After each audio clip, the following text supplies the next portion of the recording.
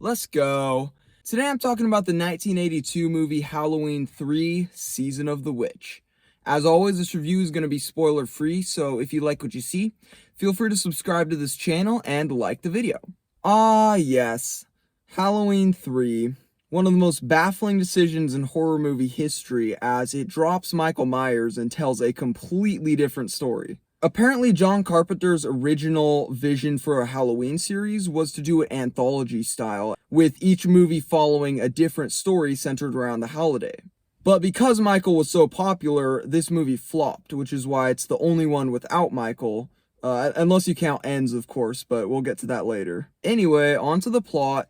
After a man comes into his hospital and dies under suspicious circumstances, Dr. Daniel Chalice teams up with the dead man's attractive daughter to investigate the situation further. Their investigation brings them to the doors of Silver Shamrock, a corporation that makes Halloween masks for kids and is having great commercial success due to their viral TV marketing campaign. But as our heroes come to discover, there's more going on at Silver Shamrock than meets the eye. Oh, that was great. Now, right away, this movie announces that it is doing something very different.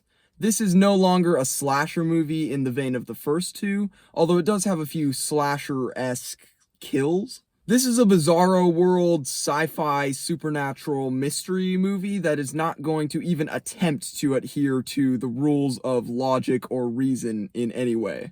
As the movie goes along, the plot gets more and more absurd and ridiculous. This is pure, undisguised B-movie trash, and it's up to us as an audience to decide if we're ready to go along with that. And there are a lot of people who do accept it and love what this movie does. Recently, there's been a major renaissance in how this movie is viewed, with a lot of people coming to really love and appreciate it. I've even seen it on some people's lists for their favorite horror movies of all time. And while I kinda see where people are coming from, I have to disagree. This is not a good movie.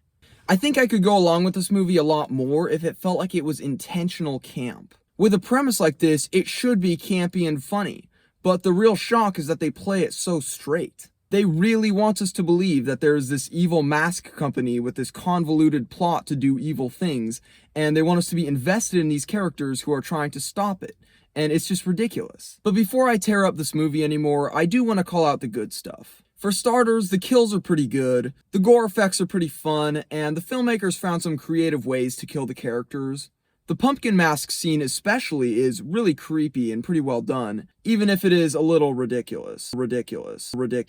I also kind of enjoy the villain, Connell Cochran, even though once his plot is exposed, it does raise serious questions about things like motivation and plausibility. And this movie isn't always miserable by any means. There are portions where it is just so bad that it's good.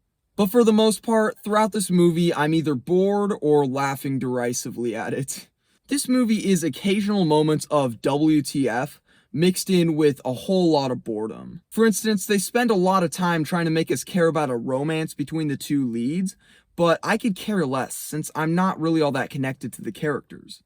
Especially Dr. Chalice, who seems like a sleazy, unlikable guy who I really don't want to follow. Add to that the fact that Tom Atkins was 24 years older than Stacey Nelkin, and you get a love story that's as creepy as it is uninteresting. This whole movie builds to a third act that is very dumb and unsatisfying. When the solution to the mystery is revealed, it's so unbelievably stupid that I almost want to spoil it here just so I can make fun of it in detail. But alas, these reviews are spoiler-free. I knew going into this movie how things were going to turn out, so it wasn't a surprise for me, but I can't imagine going into this movie spoiler-free. I'd love to see the look on someone's face who has no idea going in. It would be almost worth recommending this movie for. But as unbelievable as it is, it's not very exciting to watch. One more thing I want to point out is that this movie is, I'll stop short of saying a ripoff and just say it's very heavily inspired by the 1978 Invasion of the Body Snatchers. Many of the ideas here, especially in the third act, are lifted straight from that movie. When I see a man with a mustache and his love interest sneaking around a factory full of people who look human but aren't, I'm having deja vu, but not in a good way. I was wishing I was watching Body Snatchers instead of sitting through this crap. Seriously, if you want to see a lot of these ideas done much better, go watch that movie. Ultimately, this is a bad movie. Its only real saving grace is that sometimes it's so bad that it's good, but mostly it's just bad. Recently I was watching a Cody Leach video, and he put forward this funny false dichotomy that either you have to like this movie, or you're a Myers cultist who just can't accept a Halloween movie without Michael Myers. And I know he was joking, but I bring it up because I definitely don't fall into either category. I would absolutely accept a Halloween movie without Michael as long as it's good. This one is just not good, so I don't like it. But believe it or not, when Michael Myers returns, things are going to get worse, not better. I'll talk about that in a few days when I release my review of Halloween 4, but for now, I'm going to give Season of the Witch a strong 4 out of 10.